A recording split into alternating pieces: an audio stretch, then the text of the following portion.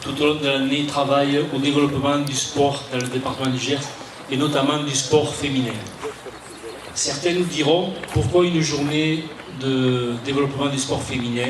Certains nous ont dit, le sport féminin, c'est rentrer dans les mœurs. Les chiffres nous prouvent que pas tout à fait, puisque statistiquement, il y a quand même, notamment dans le Gers, on a un retard sur le nombre de licenciées féminines. Daniel Roland l'a expliqué ce matin, peut-être dû aussi à notre situation géographique qui fait que à l'adolescence, beaucoup de jeunes filles nous quittent pour aller dans des départements voisins comme Toulouse notamment. Voilà, mais nous souhaitons continuer à travailler pour développer le sport féminin dans le département et par ce type d'action. Donc cette journée est une première.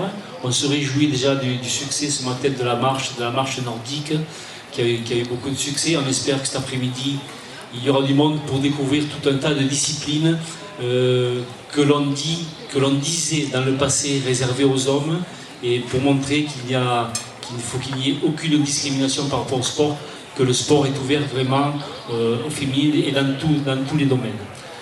Moi je voudrais remercier particulièrement les comités départementaux qui sont à nos côtés pour cette journée. Sans eux, évidemment, on n'aurait pas pu monter cette journée. On y travaille depuis quelques mois.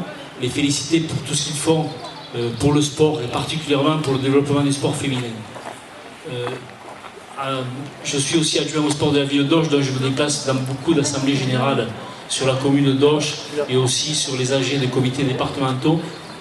Je peux vous dire qu'on sent quand même un frémissement du développement du sport féminin, notamment dans les sports collectifs, où de plus en plus d'équipes féminines se constituent dans le rugby, dans le foot, voilà, et dans d'autres disciplines.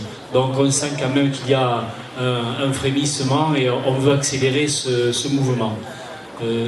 Les médias, on peut parler des médias, le sport féminin est retransmis en 2012, il y avait sur nos écrans de télévision 7% du temps uniquement pour le sport féminin. En 2014, on était monté à 15%, ce qui est déjà un progrès, mais on a encore du chemin.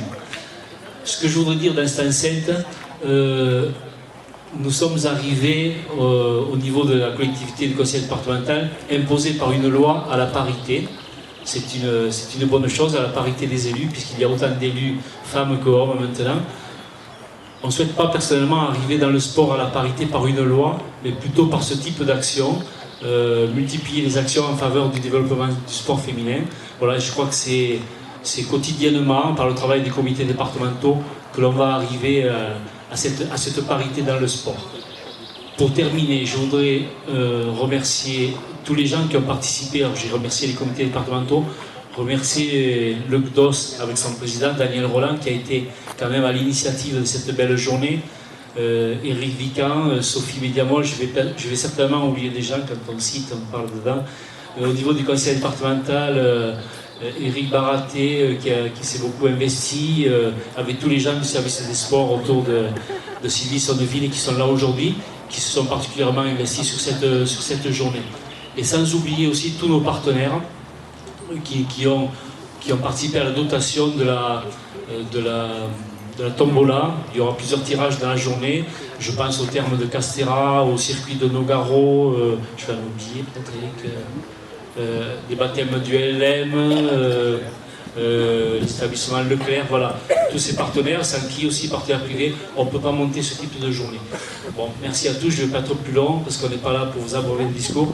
Je vais passer la parole à Daniel Roland, le président du GDOS. Merci à tous et bonne journée.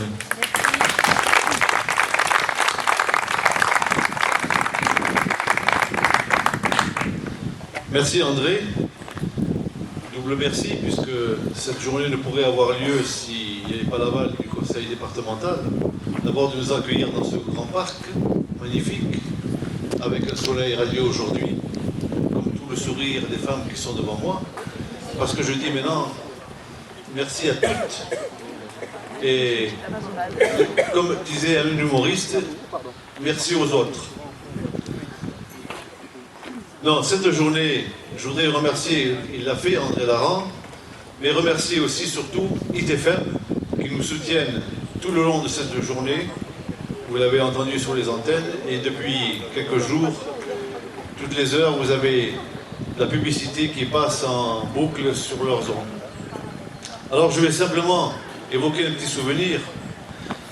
Si l'on gardait en mémoire les paroles de Pierre de Coubertin, en 1912, notre avenir serait triste, du mot égalité.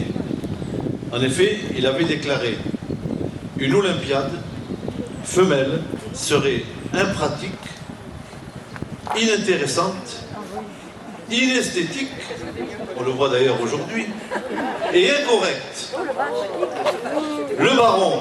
Le baron Coubertin était certainement un grand amoureux du sport. Mais heureusement pour nous, il n'était pas visionnaire. Alors la politique pour le développement, je l'ai dit un peu ce matin, mais c'est vrai que pour le développement de la pratique féminine, part d'un double constat.